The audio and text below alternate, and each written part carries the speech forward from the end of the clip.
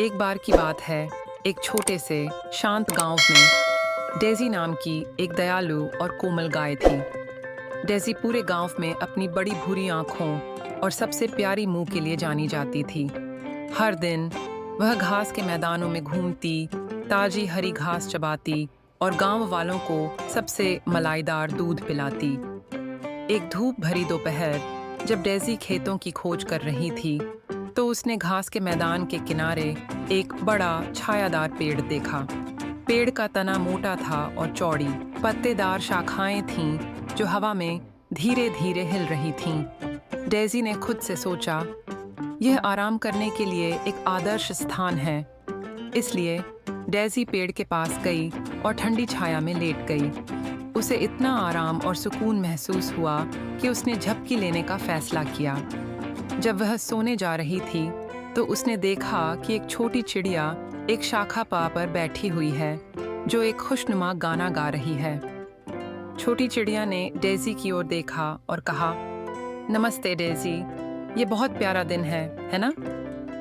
Daisy मुस्कुराई और सिर हिलाया। हाँ, ये बहुत अच्छा है। ये छाया बहुत अच्छी है और तुम्हारा गाना बहुत सुंदर है। ये मुझे बहुत शांति देता है। छोटी चिड़िया शर्मा गई और बोली, धन्यवाद डेज़ी, मुझे खुशी है कि तुम्हें यह पसंद है। मैं हर दिन सभी को खुश करने के लिए गाती हूँ। तभी पेड़ के तने के पीछे से एक गिलहरी बाहर निकली। वह बलूत के फल इकट्ठा कर रही थी और डेज़ी के बारे में उत्सुक थी। तेरे डेज़ी, गिलहरी ने कहा, यह पेड़ मेरा घर है। मुझे खुशी है कि तुम यहाँ आईं। क्या तुम मेरे साथ कुछ स्वादिष्ट बलूत के फल बांटना चाहोगी? डेज़ी ने धीरे से हंसते हुए कहा, धन्यवाद मिस्टर गिलहरी, लेकिन मुझे घास पसंद है। लेकिन मुझे आराम करते समय आपकी संगति पसंद आएगी। इसलिए गिलहरी डेज़ी के साथ बैठ गई और उन्होंने एक साथ सुखद दोपहर का आनंद लिया। जल्द ही घास के मैदान से दूसरे जानवर बड़े पेड़ के नीचे इकट्ठा होने लगे। एक खरगोश उछलता हुआ आया, अपनी नाक हिलाता हुआ और गाजर चबाता हुआ। एक तितली अपने रंगीन पंखों को दिखाते हुए इधर-उधर फड़फड़ा रही थी। यहाँ तक कि एक दोस्ताना हिरण भी डेज़ी के पास आकर लेट गया। पेड़ के नीचे की छाया सभी जानवरों के लिए एक लोकप्रिय जगह बन गई। वे हंसे, कहानियाँ साझा कीं और साथ में खेल खेले।